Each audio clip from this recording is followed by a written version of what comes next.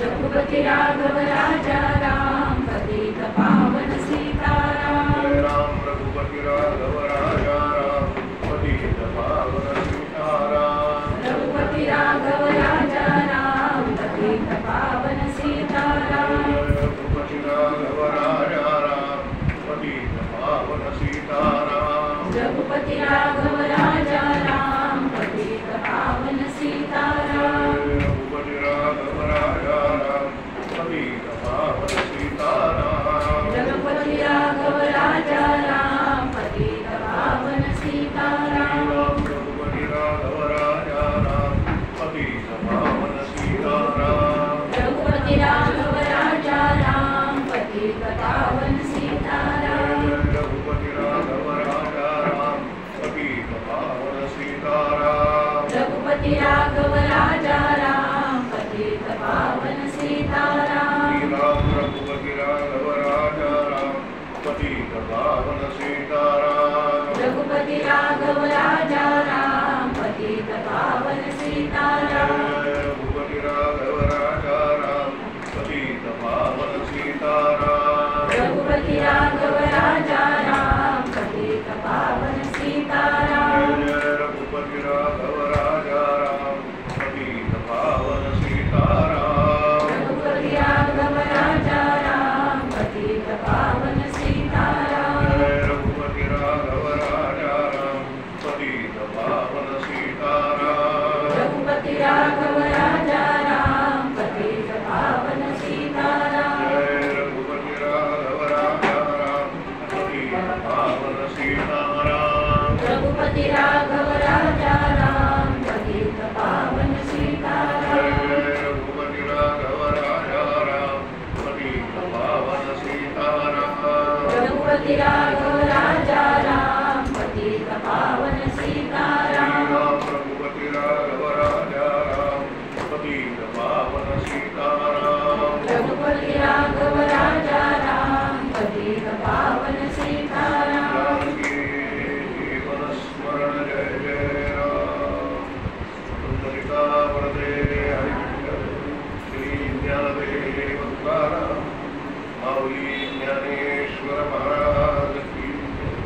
सद्गुरु श्री समर्थ रामदास स्वामी महाराज की जय। सद्गुरु श्री ब्रह्म चैतन्य स्वामी महाराज की जय। जय रघुवीर समर्थ उग्रवृंद महाकाय सूर्यमुखी समप्रभ निर्विघ्नं कुरु मे देव सर्वकार्येषु सर्वदा। नमस्ते शारदे देवी सरस्वती पतिप्रदे वसत्वं मणिवाग्रे सर्वविद्याप्रदाम्। गुरुर्ब्रह्मा गुरुर्विष्णु गुरुर्देवो महेश्वरः। गुरुः साक्षात् परं ब्रह्म तस्मै श्री गुरवे नमः। दक्षिणे लक्ष्मणो यस्य वामे जनकात्मया गुरवो मार्गर्यस्य तं वन्दे रघुनन्दनम्। मनोजवं मारुततुल्यवेगं जितेन्द्रियं बुद्धिमतां वरिष्ठं वातात्मजं मामोदयं श्रीरामं शरणं प्रपद्ये। ॐ श्रीविभूषितकरान्नवनीरदाभात् पीताम्बरात् करुणबिम्बफलाललोकात् रमणेन्दुसुन्दरमुखात् अरविन्दनेत्रात् कृष्णात् परं किमपि तत्त्वमहं न जाने। महायोगपीठे तटे वीवरत्यां परं पुण्डरीकाय दातुमिन्द्रये समागत्य तिष्ठन् नमानन्दनन्दं परब्रह्मलिङ्गं भजे पाण्डुरङ्गं। यो जातो मरुदं च यो क्षितितले सम्बोधयन् सज्जनान् रत्नं यो रचयन् सुपुण्यजनकं श्रीदासमुदाविदुं। यः कीर्त्या पठनेन सर्वविदुषां स्वान्तापहारेश्वरा सूयं मुक्तिकरक्षितं विजयते श्रीरामदासो। कासारिके पूर्णवैराग्यगान्ति शिष्टापरिज्ञानयोगेश्वरान्ति।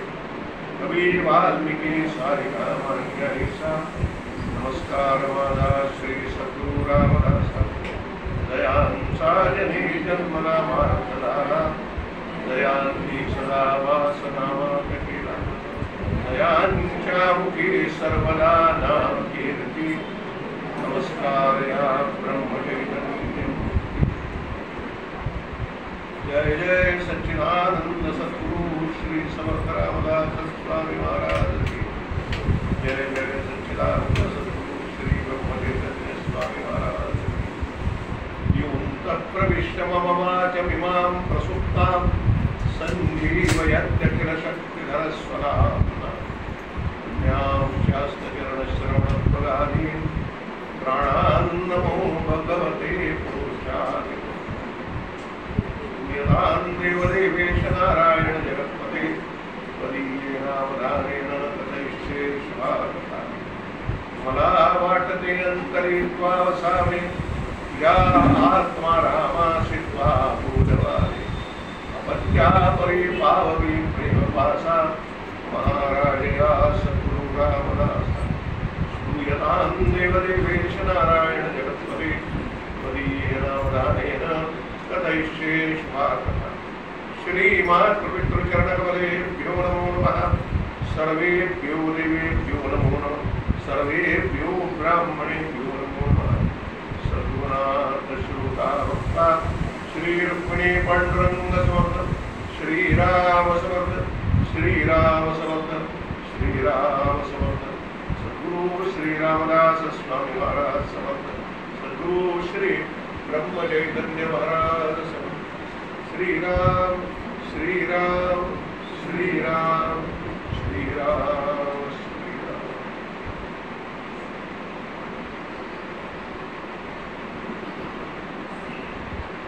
अरे तू पूर्ण पूर्तील कैसा कोणी आला शिसाचा हा विचार काही पूर्वीचा करी बाबा पुण्यश्लोक श्री समर्थ रामदास स्वामी महाराज यांच्या आत्मानुभूतीच्या आत्माराम या ग्रंथाचं गंगा दशहराच्या निमित्तानं श्रवण करण्याकरता आलेल्या सकल भाविक श्रोत्यांच्या अंतःकरणात आत्मारामाला वंदन करून आपल्या जीवनाचं खरं काहीतरी सार्थक व्हावं आणि ते होण्याचा जो मार्ग उपनिषदांनी वेदांनी शास्त्रांनी श्रुतींनी स्मृतींनी संतांनी महंतांनी सद्ग्रंथांनी दाखवलेला आहे तोच मार्ग योग्य आहे असा पक्का विश्वास मनामध्ये धरून वाटचाल करणाऱ्या आणि ज्यांच्या वागण्या बोलण्या चालण्यानं या जगामध्ये धर्म टिकून राहतो अशा धार्मिक धुरीण उपासकांना वेगळा नमस्कार करून आजच्या चिंतनाला प्रारंभ करू. आत्माराम हा गुरु शिष्यांचा संवाद. समर्थ बोलतायत आणि शिष्य त्याला एक प्रश्न विचारून आपल्या अंतःकरणातल्या सगळ्या शंकांचं निरसन करून गुरुस्तु मौनम व्याख्यानम शिष्यास्तु छिन्नचं त्याला संवादाचा शेवट म्हणतात की शिष्याचे प्रश्न संपतात आणि गुरु म्हणून धारण करतात. आता बोलण्यासारखं काही नाहीये म्हणून मौन आणि विचारण्यासारखं काही नाही म्हणून शिष्यही थांबतो आणि तिथे ग्रंथाचा शेवट होतो. चितोस्मिगत संदेह अर्जुन म्हणाला आणि भगवद्गीता संपली.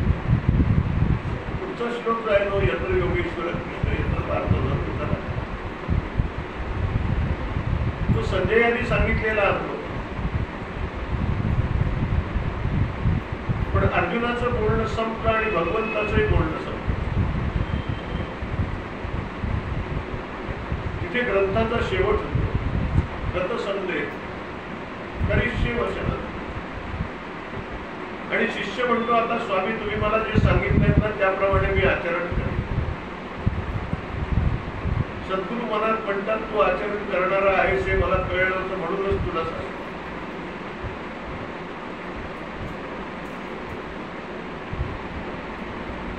मग आता विचार कर कोण पोटीला कुठून आलाशी साचा हा विचार काही पूर्वीचा करीबा. पहिल्याच प्रस्तावनेच्या प्रवचनात आपण बघितलं, स्वाध्यायामध्ये आपण बघितलं, मनाच्या श्लोकात विचार आहे, दासबोधात विचार आहे आणि आत्मारामात विचारच आहे. विचाराशिवाय दुसरं काहीही समोर बोलत नाही. विचारी मना तुझी शोधवते, विचारे यलोक परलोक, विचारे होतसे सार्थक, विचारे दृश्यादृश्य विवेक केलाची पाहिजे. माणूस समर्थ कोणाला म्हणतात? दोन पाय दोन हात, भरपूर खातो, खूप झोपतो, त्याला माणूस नाही म्हणत. विचार पाहे तो पुरुष, विचार न पाहे तो नरपशु.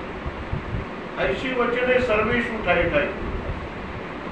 आणि आत्मारामात सुद्धा विचारच आहे. तू कोण कोठी लगायचा, कोठवणी आलाशी साचा हा विचार काही पूर्वीचा करी बघता. आणि वेदांतात एकच विचार आहे. आचार्य म्हणाले अर्ध्या श्लोकात सांगतो, श्लोकार्धेन प्रवक्ष्यामि यदुक्तं ग्रंथकोटिभिः ब्रह्मसत्यं जगन् मिथ्या जीवो ब्रह्म. हा एकच विचार, दुसरा विचार. तुम्ही कोणताही ग्रंथ काढून बघा, वेदांत उपनिषद बघा, वेद बघा. अहो वेद म्हणजेच विचार आहे. संतांचं बोलणं बघा, का म्हणे संती विवेक करावा, रागन धरावा बोलण्यात. ज्ञानेश्वरी बघा विचारच आहे, कथा बघा विचारच आहे, नाथ भागवत बघा विचारच आहे, श्रीमद भागवत बघा विचारच आहे, योग वासिष्ठ बघा विचारच आहे. विचाराशिवाय दुसरं काही नाही. मग काय विचार करावा? हा जर विचार केला असता तर तुझी समस्या दूर होईल. तुला काय टाकावं हे जोपर्यंत कळत नाही तोपर्यंत तुला काय स्वीकारायचं हे कळत. म्हणून आधी काय सोडायचं ते कळलं पाहिजे आणि मग नंतर काय स्वीकारायचं हे जाणून घेतलं. जीवनात कोणची गोष्ट सोडायची जी जर असेल ना तर ती विचारानेच सोडायची लागते आणि स्वीकारायची असेल तर विचाराने स्वीकारायची. अविचारानं कोणतीच गोष्ट सोडता येत नाही, सुटत नाही, सुटल्यासारखी वाटली तरी. आणि विचारानं कोणची गोष्ट सुटते पूर्ण शांत तृप्त. अमृतो भवती तृप्तो भवती. नारद भक्ती सूत्र सांगतात, यत् प्राप्य न किंचित वांछति न शोचति न द्वेष्टि आत्मारामो. म्हणून विचार करावा. कशाचा विचार करावा? पुढे बसलास तुम्हाला बरं वाटतं. अधिकारी माणूस आहे, कुठं नाही. विचार पाहे तू. आणि समर्थ म्हणाले हा विचार कर. कोण कोठीला जायचं, कुठे झाला, तुला जायचंय कुठे? हा विचार जोपर्यंत तू करत नाहीस ना तोपर्यंत पुनरपि जननम पुनरपि मरणम जननी जठरे जननम क्षय. आचार्य म्हणाले य संसारे खलु दुस्तारे कृपया पाहे पाहि मुरारे भज गोविंदम भज गोविंदम भज गोविंदम. आणि विचार करायला लागल्यानंतर एक एक एक एक एक एक एक एक आवरण निघायला लागल्यानंतर काय शिल्लक राहतं शेवटी? काय शिल्लक? आणि जे शिल्लक राहतं ना ते समजतं, कळतं, पटतं, पचतं, रुचतं. काय शिल्लक राहतं? समर्थ म्हणतात येथे तुझे काहीच नाही. फुलला आहेसी काही चुकून आलाशी जाई जेची तर. इथं तुझं काहीच नाही. तू जे म्हणतोस ना प्रत्येक गोष्ट माझी आहे, तुझी नाही आहे, तुझी अजिबात नाही. मग कोणाचा आहे? जगाचा चालक मालक पालक कोण आहे? हा संपूर्ण विश्वाचा पसारा कोणामुळे निर्माण होतो? त्याला सांभाळतं कोण? आणि हा शेवटी कुठे लय पावतो? ज्या अर्थी दृश्य आहे त्या अर्थी कोणीतरी निर्माण करणारा असलाच पाहिजे की नाही? कारण कोणीतरी निर्माण करता असल्याशिवाय वस्तूचं अस्तित्वच जाणवत नाही. म्हणून कोणतीही गोष्ट घ्या, त्याचा कोणीतरी निर्माता असतोच असतो. ही सुंदर उत्तम अशी बिल्डिंग आहे, कोणी निर्माण केली? कधी निर्माण केली? कशामुळे निर्माण केली? काय कारण झालं निर्मितीला? उत्पत्ती कोणापासून? त्याला सांभाळतं कोण? त्याची स्थिती कोण सांभाळतं? वेळच्या वेळेला सगळ्या गोष्टी या सृष्टीमध्ये होतात, याच्या मागे कोण चालक आहे? आणि शेवटी ही कशात लय पावते.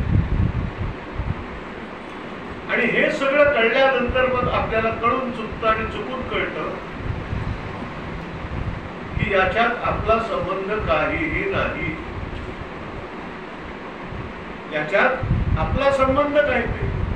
हे सगळं करणारा तिसराच कोणतरी आहे बाबा. मग तो कोण करतो? याचा विचार जो करतो की नाही त्याला ब्रह्मविचार असं म्हणतात. हा आत्मारामाचा विचार. आणि मग विचार करता करता त्याला समजतं येथे तुझे काहीची नाही. बोलला आहेस काही चुकून आला सिजाई देशील.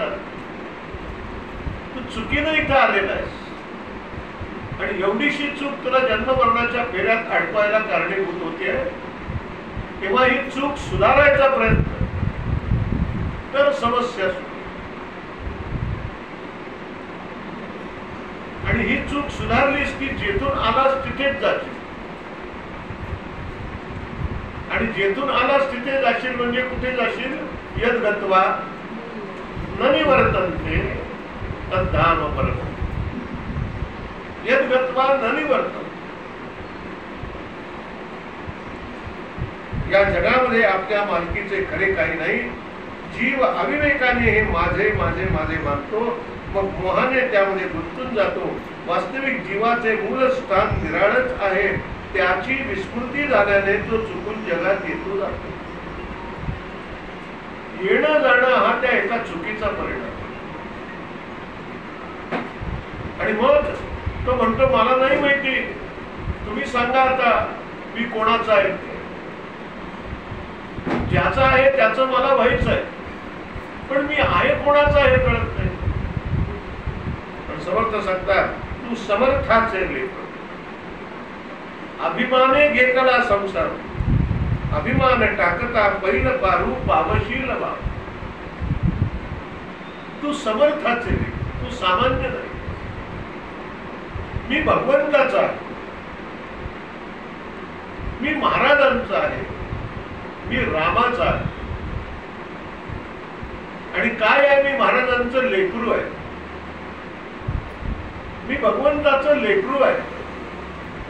तू माझी माय आहेस, मी तुझं लेकरू आहे. देवा तू माझी माऊली. नामदेव म्हणाले. आणि एकदा त्याला आई मानलं ना की आईची जबाबदारी असते, माऊलीची जबाबदारी असते की त्याला सांभाळणं, त्याचं खाणं पिणं वेळच्या वेळी बघणं, त्याचा हात धरून त्याला चालवणं ही तिची जबाबदारी असते. तसं एकदा आपल्या सद्गुरुनाथांना आपण सद्गुरुनाथ माऊली, रामदास माऊली, ब्रह्मचैतन्य माऊली अशी कळकळीनं हाक मारली ना की महाराज म्हणतात मी तिथेच आहे ना. समर्थ म्हणतात मी तिथेच आहे ना, लांब नाहीये तुझ्यापासून. मग तू मला हाक मार. आणि हे हाक मारण्याचं साधन म्हणजे नाम. म्हणून देवाला रोज हाक मारावी. कायम हाका मारा. नाम सदा बोलावे, गावे गावे जनासी सांगावे हे नंतर, पण आधी नाम सदा स्वतः बोलावे. जगाला सांगायचा अधिकार केव्हा येतो? जर काही आपण केला असेल तर. आपण काहीच न करता जगाला सांगायला लागलो ना तर जग तुमच्यापेक्षा पुढे गेलेलं आहे. ते म्हणतात हा स्वतः काही करत नाही, आम्हाला उगाच तोड्या लावत बसतो. म्हणून नाम सदा बोलावे, आधी आपण घ्यावं. आणि ते नाम म्हणजे महाराजांना हाक मारणे. आणि जो हाक मारतो त्याला महाराज विश्वास देतात की नाही, जेथे नाम तेथे माझे प्राण हीच सांभाळावी. मी गेलो नाही, मी आहे जगज्जीवनी जगज्जननी. मी तुमच्या जवळच आहे, सदा सर्वदा देव सन्निध आहे समर्थ म्हणतात. पण तो सन्निध आहे हे ओळखण्याकरता थोडस धाडस करायला लागतं. त्याला म्हटलं अल्पधारिष्ठ. आणि ही हाक मारणं, हे नाम घेणं हे अल्पधारिष्ठता आहे परमार्थात. आणि अशी जो हाक मारतो त्याचे सगळे प्रश्न अभिमान खाडकन कमी होतो. आणि अशी हाक मारल्यानंतर आपल्याला कळतं, अरे महाराज एवढे मोठे आहेत, समर्थ एवढे मोठे आहेत, आणि मी काहीच नाही, तरी मी स्वतःला केवढा मोठा म्हणत होतो. केवढा मोठा. आमचे गुरुजी सांगायचे, आपला अहंकार जर घालवायचा असेल तर दुसऱ्याच्या नजरेतून तो बघावा, म्हणजे लवकर जा. दुसऱ्याच्या नजरेतून. सचिवालयातून चीफ सेक्रेटरी म्हणून रिटायर झालेला एक मनुष्य होता. चीफ सेक्रेटरी एवढी पोस्ट, पेन्शन उत्तम होती, खायची प्यायची काही दादा. तिने असं ठरवलं, इतके दिवस शहरात राहिलो, चांगल्या बंगल्यात राहिलो, वाळकेश्वरला राहिलो, सरकारी बंगल्यात फुकट राहिलो, आता आपण आपलं घर बांधायचं म्हणून कोकणात एक जागा घेतली. छान घर बांधलं. सगळं स्वतःला करायला पाहिजे. दूध घरचं पाहिजे, पाणी घरचं पाहिजे म्हणून विहीर खणली, पंप बसवला. दूध घरचं पाहिजे म्हणून एक जाफराबादी म्हैस घेतली. आणि तिचं सकाळपासून संध्याकाळपर्यंत सगळं सेवा हा चीफ सेक्रेटरी करत होता. आणि कोणी जरी घरात आलं ना त्याला सांगायचं, बघा मी चीफ सेक्रेटरी म्हणून रिटायर झालोय आणि माझ्या घरात जाफराबादी म्हैस आहे. माझ्या घरात जाफराबादी म्हैस आहे.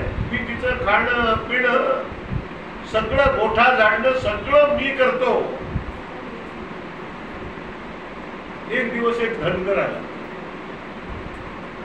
आणि तो धनगर आल्यानंतर त्या धनगराला यांनी सगळी आपली हकीकत ऐकवली. तो धनगर म्हणाला, भाऊ तुम्ही असं म्हणता की मी सगळं करतो, पण तुमची म्हैस काय म्हणते तुम्हाला माहितीये का?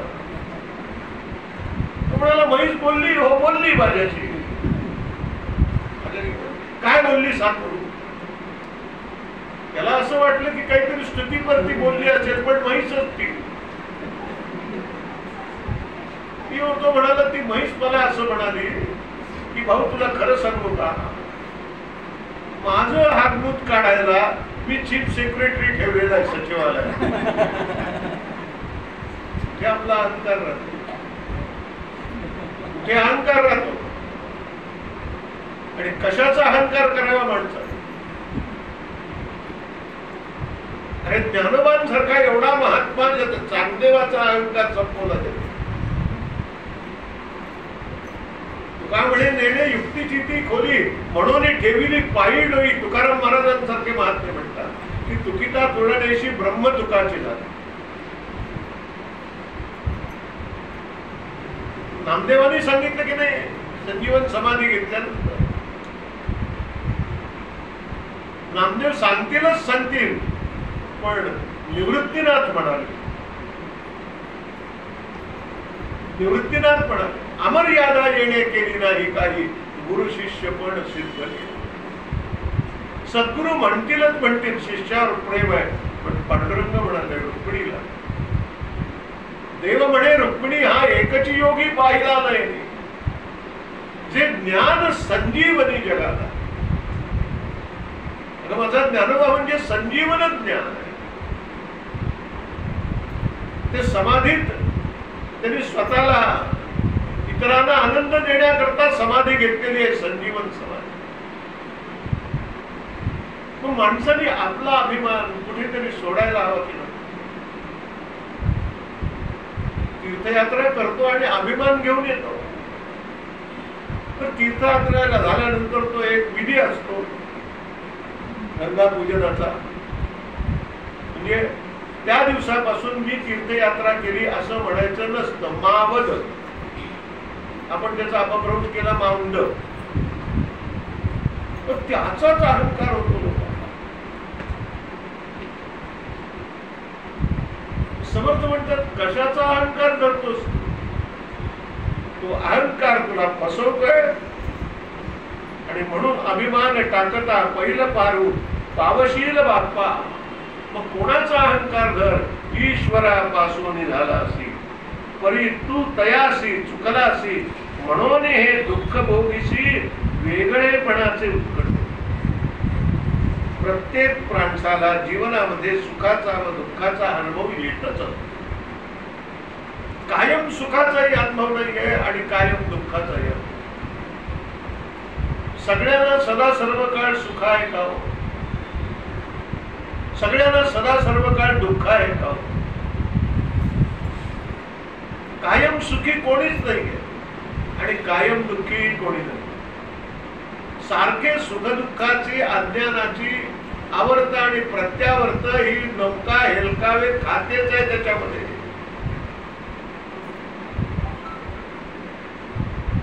त्यात मौज अशी की कधी नाहीसे होणारी नाही असे सुख त्याला हवे.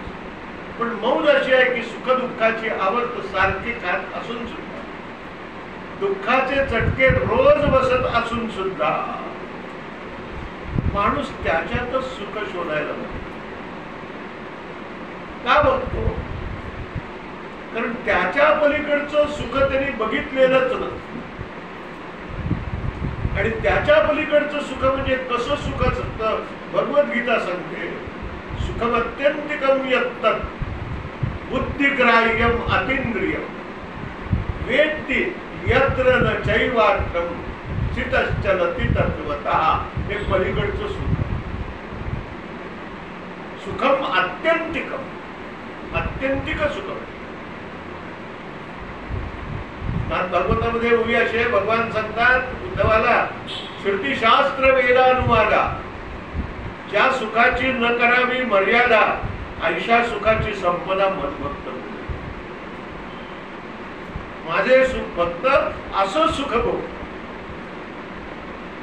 कारण त्यांची सुखाची पक्की कल्पना झालेली. सर्व सुखाचे आदर वापर.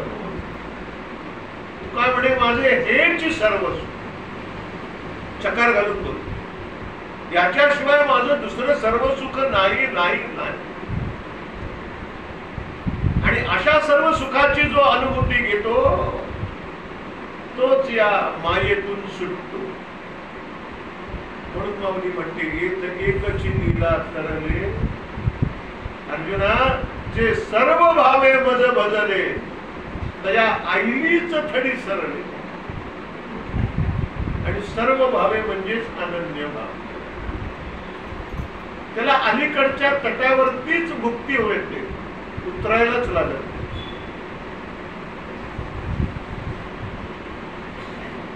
आणि म्हणून तू ईश्वरापासून झालास, परी तू तयासी चुकलासी, म्हणून हे दुःख भोगीची वेगळेपणे उत्कट.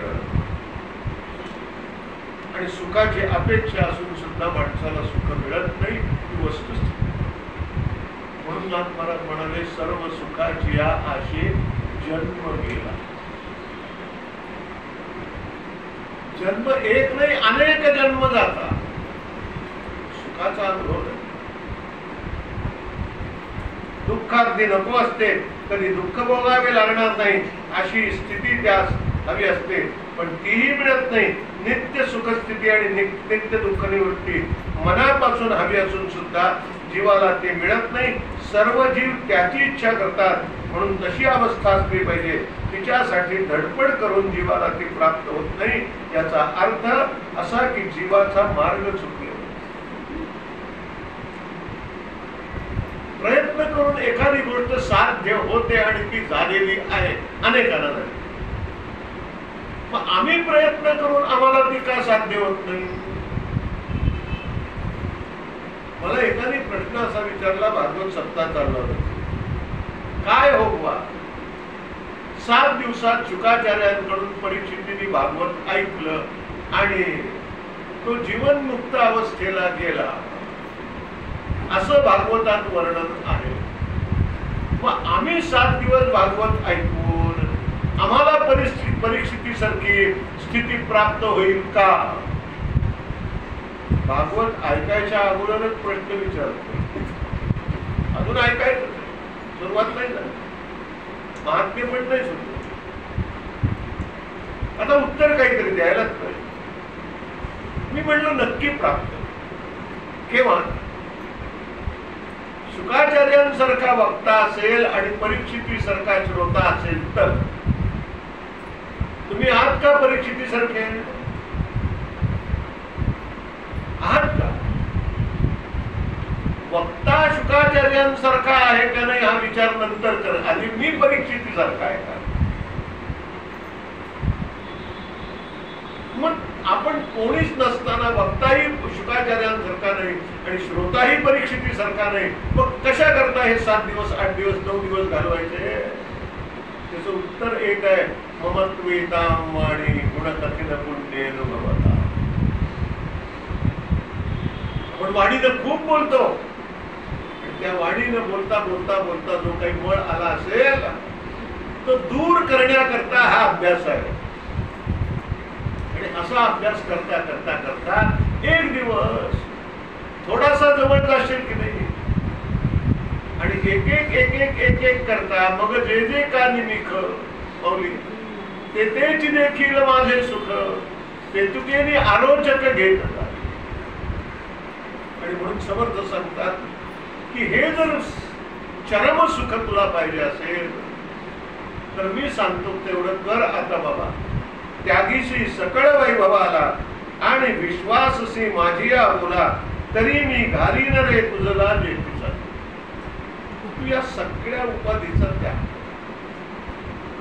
तुला उपाधी खरी वाटते त्याचं कारण ज्या अधिष्ठानावरती उपाधी आहे ते अधिष्ठान कर, म्हणून उपाधी खरी वाटते. धारण कोणी केलंय, आधार कोणाचा आहे याच्यावरून आधार याची किंमत ठरते. गुरुजी कीर्तनात एक सुंदर दृष्टांत सांगतात. एक संस्थानिकाची पत्नी, त्या संस्थानिकाचं निघालं दिवाळी. संस्थानिक करा पण दिवाळा निघाला आणि त्याच्या बायकोला कुठेतरी लग्नाला जायचं निमंत्रण आलं. तुम्ही यायलाच पाहिजे, तुमच्याशिवाय लग्न होणार नाही असं त्या नवरा नवरीच्या आई बापाने येऊन सांगितलं. खास आमंत्रण. आता एवढं आमंत्रण मिळाल्यानंतर जायला पाहिजे, पण कसं जायचं? अंगावर दागदागिने नाही आहेत काही. आपण तर संस्थानिकाची पत्नी, लग्नाचं तर आमंत्रण आलेलं आहे, जायला तर पाहिजे, दागिने तर नाहीयेत. समस्या आहे, कोण सोडवणार? बारीक चेहरा करून बसली. तो दिवाणजी आले आणि दिवाणजीने विचारलं, भाईसाहेब आज उदास का तुम्ही? ते म्हणाले, दिवाणजी असं असं आहे, लग्नाचं निमंत्रण तर आलंय, खास निमंत्रण आहे, आम्हाला बोलवलेलं आहे, जावंसं तर वाटतंय पण कसं जायचं? कसं जायचं म्हणजे अंगात घालायला दागिने नाहीत ना. ते म्हणाले, एवढंच ना, समस्या मी दूर करतो. तुम्ही दूर करता? हो मी करतो, फक्त मला 1000 रुपये द्या. फक्त मला 1000 रुपये द्या. मला हे सूत्र पुढे न्यायचे आहे म्हणून दृष्टांत देतो. समस्या दूर होईल, नक्की होईल. नाही झाली तर नाव नाही सांगणार. त्याने 1000 रुपये घेतले आणि 1000 रुपयाचे कल्चर मोत्यांचे दागिने बाजारातून विकत आणले, त्याच्या समोर ठेवले आणि सांगितलं अंगावर घाला. तिनं ते सगळे अंगावर दागिने घातले आणि लग्न समारंभाकरता जाऊन उपस्थित झाली मंडपामध्ये. आजूबाजूच्या ज्या स्त्रिया होत्या की नाही त्या तिच्याकडे बघायला लागल्या. केवढी मोठी संस्थानिकाची पत्नी, काय अंगावर दागिने आहे, हातातल्या बांगड्या कमीत कमी 5 लाखाच्या तरी असतील, गळ्यातला तो हार 10 लाखाचा तरी असेल. सगळ्या अलंकाराची बेरीज मिळून 50 लाख झाली. तिला सुद्धा आश्चर्य वाटलं की अरे 1000 रुपयाचे दागिने घातले, लोकांना 50 लाखाचे वाटतात. ती घरी आली आणि दिवाणजीला बोलवलं, कौतुक केलं, तोंड भरून आणि विचारलं, दिवाणजी 1000 रुपयाचे दागिने लोकांना 50 लाखाचे वाटले, काय जादू केली, काय जादू केली, मला सांगा ना. दिवाणजी म्हणाला, तुम्हाला कशी सांगायची, किती गुह्यत वंशात. पण लोकांना 50 लाखाचे दागिने वाटले कसे 1000 रुपयाचे असताना. दिवाणजी म्हणाला, बाईसाहेब एक लक्षात ठेवा, दागिने जरी खोटे असले तरी दागिने अंगावर धारण करणारी संस्थानिकाची पत्नी खरी आहे म्हणून खोटं सुद्धा खरं वाटतं. खोटं सुद्धा आधार्यानं आधाराची किंमत नाही, आधारानं आधार्याची किंमत. विश्वाचा आधार जो भगवंत आहे ना तो खरा आहे. सत्य तू सत्य तू सत्य तू विठ्ठल 3 वेळा म्हणून ब्रह्म सत्य, जगन मिथ्या. आणि म्हणून हे जे सगळं वैभव आहे ना याला सोडून दे, हे खरं नाहीये. त्यागीशी सकळ वैभवाला आणि विश्वाससी माझ्या बोला तरी मी घालीन रे तुझला जेतीचा तेथे. शिष्याने प्रथम ऐहिक ऐश्वर्याचा त्याग करा आणि ऐहिक ऐश्वर्याचा त्याग केल्यानंतर एक गोष्ट लक्षात ठेवावी की मी याचा त्याग केलेला आहे हे अगोदर त्यागायला. ते जर आत असेल तुम्ही किती वर त्याग करा, काय त्यागिल्याचा जरी हो या अभिमान तुकाराम महाराज तरी जाण सारी विटंबना. म्हणून इदन्न मम पाणी सोडायचंय त्याच्यावर.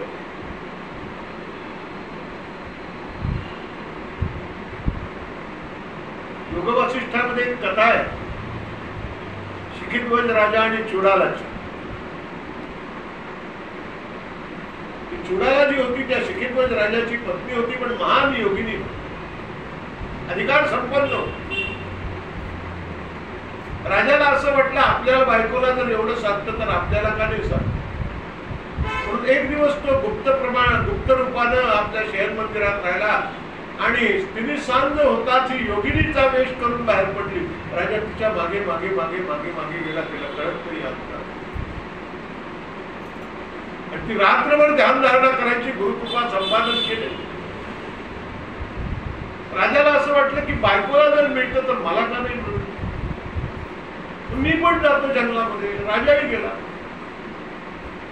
तिला कळलं राजा गेलेला आहे जंगलामध्ये, आत्मज्ञान प्राप्त करून गेला. म्हणून 6 महिन्यांनी ही बघायला गेली कितपत प्रगती आहे. गिरीकंदरामध्ये आड गुहेमध्ये सर्व संग परित्याग करून बसलेला होता. अंगावर लंगोटी सुद्धा. आणि एका ऋषिकुमाराच्या रूपानं ती चुडाला त्याच्या समोर आली. राजाने नमस्कार केला आणि राजा विचारतो, का हो? आत्मयोग साधण्याकरता सगळं सोडायला लागतं. मी सगळं सोडलं. काय काय सोडलं ते सगळं त्यांनी यादीत लावली. ते सोडलं, ते सोडलं.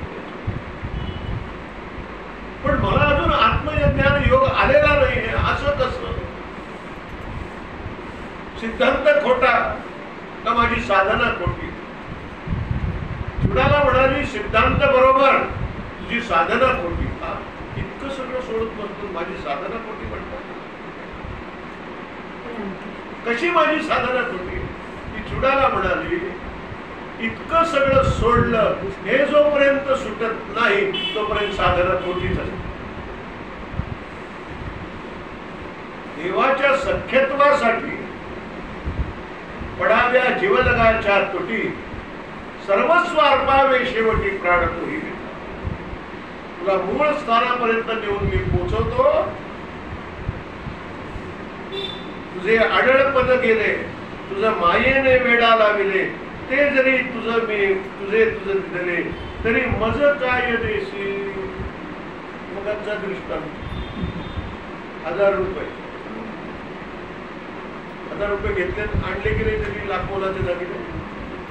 तसं समर्थ शिष्याला विचारतायत, आता तुझे आढळपद मी तुझं देतो. कोणचं पद? आढळपद. आणि ते आढळपद म्हणजे कसं आहे? यद्गत्वा न निवर्तन्ते न तद्भासयते सूर्यो. भगवद्गीता. न शशांको न पावका यद्गत्वा न निवर्तन्ते तद्धाम परम. त्याला आढळपद असं म्हणतात.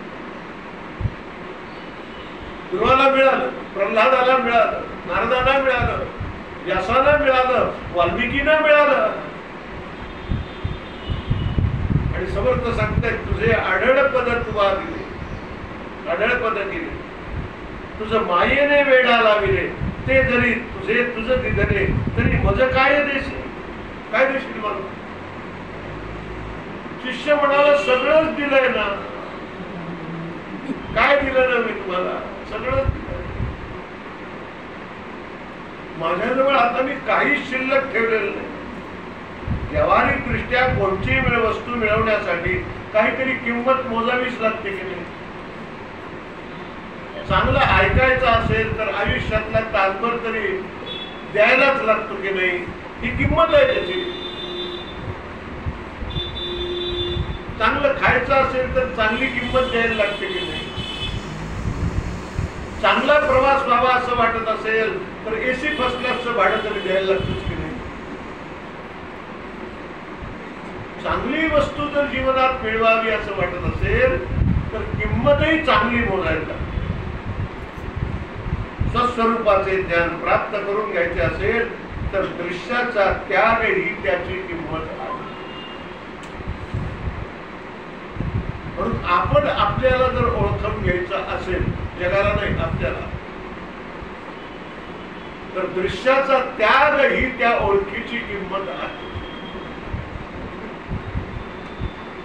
आणि मी त्याग केला हे पहिल्यांदा त्यागायला.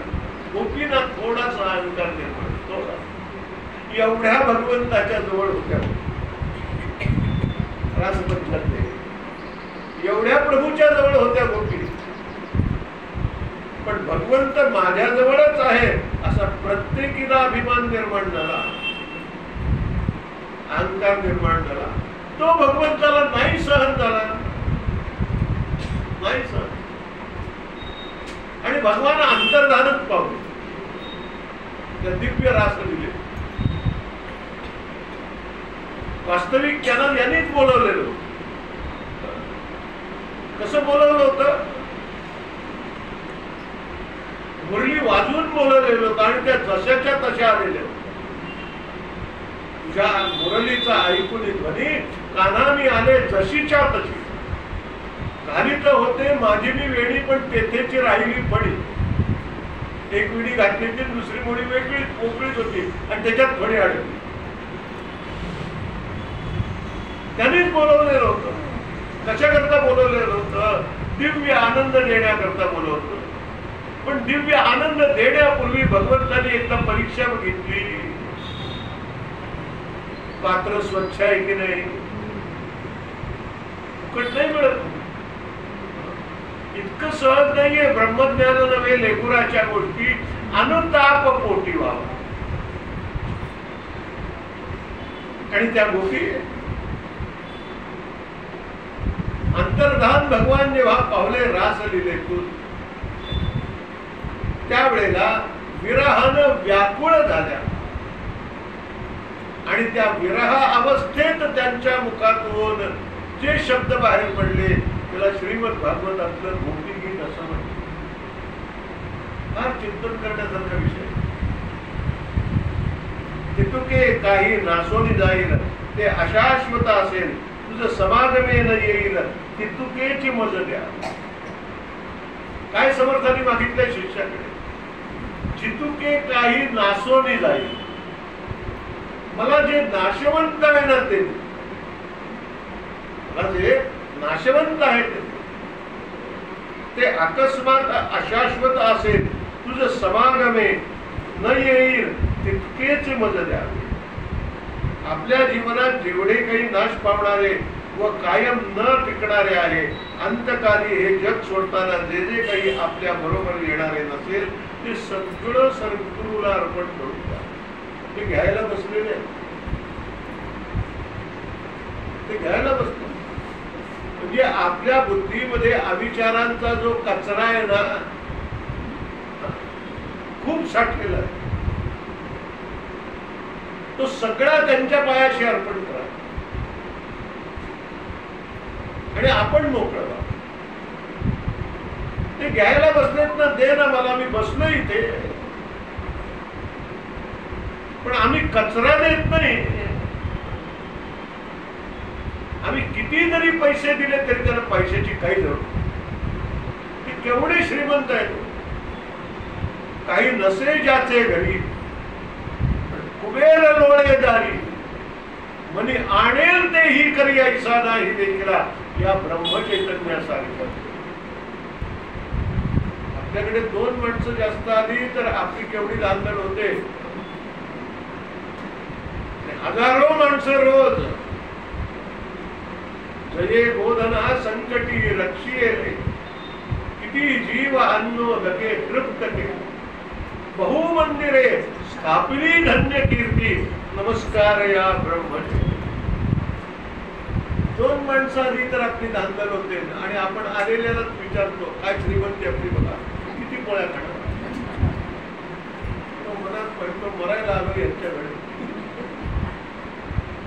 महाराजांनी कधी कोणाला विचारलं का? विचारलं. गोंधळ्याला इतके लोक जाऊन आलेले आहेत आतापर्यंत. कधीतरी महाराजांनी विचारलं आलाय तुम्ही जेवायला बसणार आता तर किती जेवणार? उदंड आहे, उदंड. काही कमीच नाहीये तिथे. आम्ही काय देणार त्यांना? 5-50 हजारानं त्यांची श्रीमंती वाढत नाही. आम्ही 5-50 हजार दिले असं म्हणतो आणि आपलं दरिद्र पण दाखवतो. दारिद्र्य दाखवतो. ते काय मागतायत तुमच्याजवळ? काय मागतात? हा सगळा अशाश्वत पशारा तू जो डोक्यात जमा केलेला आहेस ना बुद्धीमध्ये, तो मला दे. समर्थ आधी म्हणाले की नाही, त्यागीशी सकल वैभव आला आणि जरी मानसी माझी या बोला तरी नेऊन घालीन तुझला चिजा देते. तसंच आहे. तितुके काही नासोन जाईल ते अशाश्वत असेल तुझं समागमेन येईल तितुकेची मजे जावे. या विश्वरचनेमध्ये आत्मवस्तू व अनात्मवस्तू यांचं मिश्रणच असतं. म्हणून त्याला मिथ्या असं म्हणतात. आत्मा आणि अनात्माचं मिश्रण झालं की मिथ्या विश्व निर्माण होत.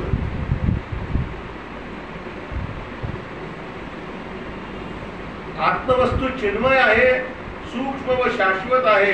अनात्म वस्तू जड असतात, स्थूल व अशाश्वत असतात. आत्मानात्म विवेकाने अनात्म वस्तू बाजूला सारल्या तरच आपल्या मनाला आत्मवस्तूचे चिंतन मिळते. हे सगळं मिसळलेलं आहे आणि ते वेगळं करण्याकरता आपल्याला बुद्धी नावाचा एक सुंदर भगवंतानी इंद्रिय दिली. प्रत्येकाला कोणी असं म्हणू नये मला बुद्धी नाही. प्रत्येकाला बुद्धी आहे. निदान 11 तारखेपर्यंत तरी आपण असं गृहीत धरूया की प्रत्येकाला बुद्धी आहे, तर पुढचा विषय संपला.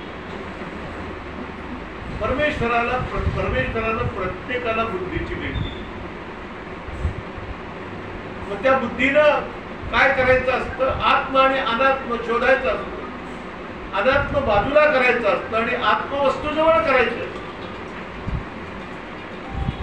तिचे दर्शन घेण्याची, चिंतन करून तिचे दर्शन घेण्याची खरी पात्रता लागते. म्हणून या अनात्म वस्तूवर आपले मन अडकले असेल तर त्या वस्तू सद्गुरूच्या ताब्यात द्याव्यात असे समर्थ सांगतात. अडकलंय ना आपलं मन, द्याव्या ना त्यांच्या ताब्यात. ते कस्टोडियन आहेत ना, विश्वस्त आहेत, मालक नाही होत कधी. ते काम झालं ना की तुमच्या वस्तू तुम्हालाच आणून देतात. हे तुझं तू सांभाळ. माझ्याजवळ जे दिलं होतंस की नाही ते आता तुला परत करतो, सांभाळ. मनात वाचिले पूर्वसंचित केले तयासारखे भोगणे. कारणापुरतं मी स्वीकारलं होतं कारण मला विश्वास होता तू काहीतरी विचार करशील. पण मला आश्चर्य वाटतं की ते अनात्मच तू मला मागायला आला. विचारानं मनुष्याला परिपक्वता येते की नाही? तुझ्यात काहीच कशी आली नाही रे. समर्थ पुढे म्हणतात, मजही ते काय करावे परी तुझ पासून टाकवावे. तुवा टाकिले तरी द्यावे तुझं समागम. मला तरी काय करायचं ते काय जरूर नाही. या लोकांना ते सगळं घेऊन फुकट माथा कूट. अगदी आपल्या भाषेत बोलायचं तर या लोकांना असल्या नसत्या उठाठेवी करून काय मिळतं? बाबा प्रवचनात सांगायचं, सत्पुरुषांना विकतची श्राद्ध घ्यायची फार सवय असते. समर्थ शिष्याला सांगतायत, मजही ते काय करा परी तुझं पासवणी टाकवा. काहीतरी हे टाकून द्यावंस, त्याग करावास अनात्म वस्तूचा. म्हणून मी स्वीकारलंय, नाही तर मला काय जरूर आहे? आम्हाला दाता एक रघुनंदन, वरकडलांडी देईल कोण, तयासी टाकून आम्ही अन्यासी काय मागावे. म्हणून आम्ही रामदास श्री रामचरणी आमचा विश्वास, कोसळून पडो आकाश आसन पावा. मला तरी ते घेऊन काय करायचं? कोणाकरता ठेवायचं? तुवा टाकिले तरी न्यावे तुझं समागमे. आता तू टाकलंयस ना ते तुझ्या बरोबरच घेऊन जा. मला त्याची काही जरूर नाही. अरे भूषण भिक्षेचे सांडिले आणि राजपद प्राप्त झाले तरी तुझे काय गेले सांग बापा. समजा एक माणूस भीक मागून जगतो, तो त्यातच मोठेपणा मानतो. त्याला राज्यपद प्राप्त झाले तर त्याचे काही नुकसान होते का? भिक्षा मागतोय आणि त्याला राजा बनवला, भिकाऱ्याला राजा बनवला. राजा बनवल्यावर त्याचं काही गेलेलं आहे का? पण लाभच झाला की नाही. दारोदार भीक मागायची आता वेळच येणार नाही ना. राजा झाला, राजेयाची कांता. माऊली म्हणते, काय भीक मागे मनाची या जोगे सिद्धी. कल्पतरू तळवटी जो कोणी पैसला, काय उणे त्याला सांगू दे. ज्ञानदेव म्हणे, तरलो तरलो साच उद्धरलो गुरुकृपे. श्री गुरु सारिका असता पाठी राखा. इतरांचा लेखा कोण? असं सद्गुरूंनी तुला राजा बनवलं ना, राजा बनव. मग तुला भीक मागायची काय जरूर आहे? माझी या भक्ता काय संसाराची चिंता का समर्थाची कांता कोणाची? जो भगवंताचा झाला. इथे समर्थाची कांता या शब्दाचा अर्थ नीट लक्षात घ्यायचा. समर्थ म्हणजे भगवंत आणि त्याची कांता, कांता शक्तीने भगवंतावरती ज्याने प्रेम केलेला आहे असा भक्त. समर्थाची कांता म्हणजे समर्थांची कांता असा अर्थ घ्यायचा नाही. शब्द नीट बघावे, गोंधळ होतो नाही तर माणसं काहीही कशाचाही अर्थ लावतात. ते कसंही शब्द गणपतीची आरती करताना म्हणतात संकट दीपावर, मग विनायकीला नको.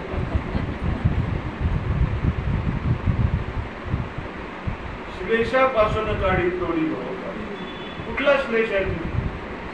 शब्द क्लेश आहे. क्लेशापासून माझ्या भक्ता काय संसाराची चिंता का समर्थाची कांता कोरांना मागे. स्वामींचे हे बोलणे ऐकून शिष्याने आपले सारे अनित्य स्वामींना अर्पण केले.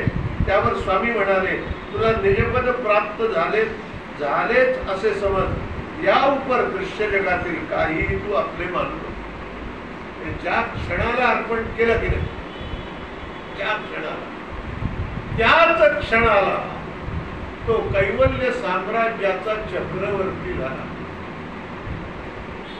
शिष्यस्तेहम, ज्या वेळेला अर्जुन म्हणाला की नाही भगवंताला, तेव्हाच तो भगवान झालेला. शादिमान भगवद्गीतेचा शब्द सांगू, आचिरेणाधिगच्छ, तात्काळ आपणासारखे करीत नाही काळ वेळ तया लागे. शिष्य म्हणे, तो शिष्य म्हणे मी चीज दिले, स्वामी म्हणती पद लाभले. आता तू आपुले काहीच मानू नको. माता एक कर, आता आपलं काहीच मानू नको. मग त्याला मान्यता काय द्यायची? मान्यता काय? त्याग कोणाचं म्हणून करायचं आहे? आपलं नाही, मग कोणाचं? त्याचा कोणी चालक पालक असला तरी समर्थ म्हणाले, मी सांगतो ना कोणाचं म्हणून घे, कोणाचं नाव त्याच्यावर लावायचं. आणि समर्थाने काय सुंदर ओवी लिहिली, कोरून ठेवावी अंतःकरणामध्ये. जीवनात दारिद्र्य यायचंच नाही कधी. काय म्हणाले समर्थ, आहे तितुके देवाचे. लक्षात ठेवा, पाठ करा ही ओवी. पाठ होत नसेल तर कुठेतरी लिहून ठेवा घरामध्ये. आहे तितुके देवाचे, ऐसे वर्तने निश्चयाचे, येण्याची विचारे उद्वेगाचे. हे कोणाचं आहे सगळं? दाता राम सुखाचा, सुबोध दाता राम सुखाचा, संसारा मान तू प्रभू सेवा, हाची सुबोध गुरूंचा, संतोषा सर्वदा मनी ठेवा. महाराजांच्या संपूर्ण सांगण्याचा या 13 आर्यांमध्ये सार ठेवलेलं आहे. नुसतं पाठ करून रोज म्हणू नये. काय त्यात अर्थ दडलेला आहे ते बघा. दाता राम सुखाचा, दिलं कोणी? दिलं कोण? व्यवहारात कोणी दिलं ना तर ते लगेच मागून घे, लगेच मागून. उसनी चहाची पावडर जरी आणली ना तरी लगेच ती दुसऱ्या दिवशी मागायला येते. काल उसनी नेली ती लगेच, उद्या दिली तर अर्धी वाटी नेली तर वाटीवर द्यायला लागली. म्हणजे व्यवहारातल्या कर्जावरती व्याज आहे, चक्रवाढ व्याज आहे. पण गुरुनं दिलं, रामानं दिलं. जननी जठरी रक्षियाले मज पोसुनी पंचप्राण, बाहेर येता मातेच्या स्तनी पय केले निर्माण. रामा तू माझा रे, मग त्यानेच दिलेलं आहे ते त्याला द्यायचं आहे. याला परमार्थ असं म्हणतात. आहे तितुके देवाचे, ऐसे वर्तने निश्चया, येण्याची विचारे उद्वेगाचे. आपल्याला उद्वेग येतो का? सगळं माझं मानतो. ज्या क्षणाला हे रामाचं आहे असं म्हणशील ना त्यावेळेला उद्वेग, चिंता, काळजी, भगवत, तळमळ सगळं संपतं. तर बघणं थोडं, म्हणून तर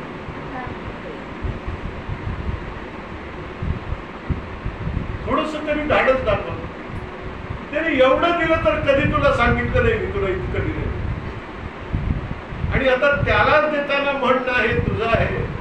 तन मन धन माझे राघवा रूप तुझे, तुझविण मज वाटे सर्व संसार मुझे. प्रचलित न करावी सर्वथा बुद्धी माझी, अचल भजन लीला लागली. आता फक्त मला तुझ्या पायाशी तुका म्हणे ज्ञानेश्वरा राखा पाया पैकी. इतुके स्वामी बोलले आज्ञा घेऊन निघाले, तब शिष्य विनविले विनीत होनी. अशा प्रकारे मार्ग दाखवून समर्थ निघाले. स्वामींनी शिष्याचा निरोप घेतला. तर मग मी जातो असे सांगून ते जायला निघाले. तेव्हा शिष्याने मोठ्या नम्रपणाने त्याला विचारलं, कुठे जाता? आता मला तुम्ही सकल वैभवाचा त्याग करायला शिकवलं आणि म्हणालात ना, जरी मानशी माझ्या बोला तरी देऊन गाडीनं तुझला जे जाते ते. मग असं अर्धवट सोडून कुठे जातात? समर्थांनी परीक्षा घेतली, परीक्षा घेतली की याला खरंच ब्रह्मपदाची अपेक्षा आहे का, मिळवायचं आहे. शुकदेवानी परीक्षा घेतली आहे. भागवताची प्रस्तावना झाली आणि म्हणाले आता मी निघतो. आता कुठे निघतो? माझे अजून जे प्रश्न आहेत त्याची उत्तरं मिळालेली नाही आहेत तुमच्याकडनं. तुम्ही सद्गुरू आहात. स्वरूपानुभूतीची साधना असते, तिच्या दृष्टीने स्वामी जायला निघाले. यात विशेष अर्थ आहे. शिष्याला जोपर्यंत दृश्याचे प्रेम असते म्हणजे तो बहिर्मुख असतो तोपर्यंत त्याला बाहेरून मिळणाऱ्या मार्गदर्शनाची आवश्यकता असते. पण आता त्याला अंतर्मुख करून अंतर्दर्शनाची अपेक्षा निर्माण करण्याकरता शिष्य म्हणतो आता तुम्ही इथे थांबा, माझी ती हौस पूर्ण करा. आता मी तुमच्याशिवाय राहू शकत नाही. दृश्याचे प्रेम संपूर्ण सोडून एकदा का तो अंतर्मुख झाला म्हणजे त्याला हृदयस्थ ईश्वराकडून म्हणजे आपल्या आवाजाकडून निश्चित व स्पष्ट मार्गदर्शन. आणि तो आपला आवाज म्हणजे त्याला परमार्थामध्ये वेदांतामध्ये अनहतनाद असतो. तो गुरुकृपेनच ऐकायला येतो. म्हणून 12व्या अध्यायामध्ये सद्गुरूंचं स्तवन ज्ञानेश्वर महाराजांनी केलेलं आहे. आई आणि लेकरू या नात्यात तिथे एक ओवी अशी सुंदर घातली आहे. 17वीचे स्तन्य पादसी आणि अनहताचा उल्लरू ऐकतो. तो गुरुकृपेनच ऐकायला आणि तो जोपर्यंत ऐकायला येत नाही तोपर्यंत सद्गुरूंना तिथे थांबणं आवश्यक असतं. आणि ते थांबतातच, अर्धवट सोडून नाही जात. नंतर मग मार्गदर्शनाची गरज. हे ध्यानात आणून स्वामी जातो असे म्हणाले. तरी पण शिष्याला त्यांचा सहवास असावा असे वाटते. म्हणून तो मोठ्या नम्रपणे त्यांना थांबवून घेतो. आता पुढील ये समासी संवाद होईल उभयतासी, तेणे स्वानंद सिंधूसी भरिते दाटे. आणि आता संवाद अधिक साधावा म्हणून स्वामींना थांबवून घेतलं. आणि आता पुढचा जो समासातला संवाद आहे, पहिला समास त्याग निरूपण झालं. कशाचा त्याग करायचा, कुठून करायचा, कोणी करायचा याचा सगळा विस्तार झाला. आणि इति श्री आत्माराम रामदासी पूर्ण काम ऐका सावध मर्म सांगितले पुढे. मग ज्याचा त्याग करायचा त्याचं स्वरूप कसं आहे, त्याचं जे स्वरूप आहे त्या स्वरूपाला वेदांत माया असं म्हणतं. दुसरा समाज जो आहे आत्मारामाचा तो माया निरूपणाचा आहे. त्याग कळला. कशाचा, कुणी करायचा, त्याग म्हणजे काय कळलं, त्याचा लाभ काय ते कळलं. त्याग केल्यानंतर पुन्हा जे काही शिल्लक राहतं तेच पुन्हा पुन्हा अडकवतं. त्याचा त्याग कसा करायचा याचा विचार समर्थ दुसऱ्या समासात माया निरूपणात सांगतील. तो उद्यापासून आपण चिंतन करूया. हरे नमः, हरे नमः, हरे नमः. यदक्षरं परब्रह्मं मात्राहीनं च यद्भवेत् तत्सर्वं क्षम्यतां देव. प्रसीद परमेश्वर, प्रसीद परमेश्वर, प्रसीद परमेश्वर. विसर्गबिन्दुमात्राणि पदपाठगणानि च तत्सर्वं क्षम्यतां देव. प्रसीद परमेश्वर, प्रसीद परमेश्वर, प्रसीद परमेश्वर. विठ्ठल विठ्ठल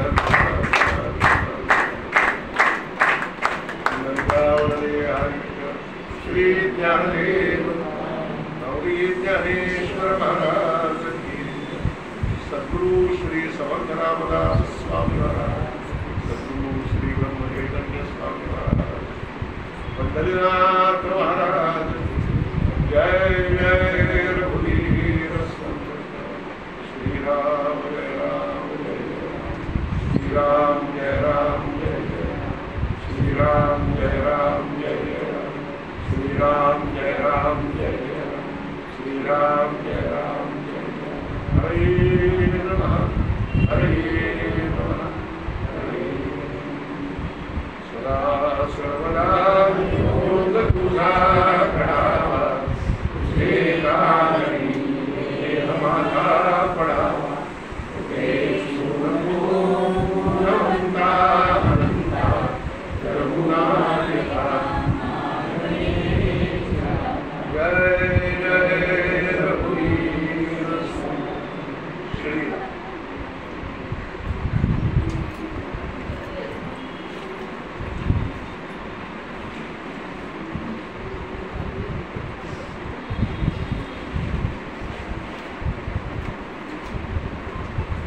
मध्येच थांबलो का नाही ना.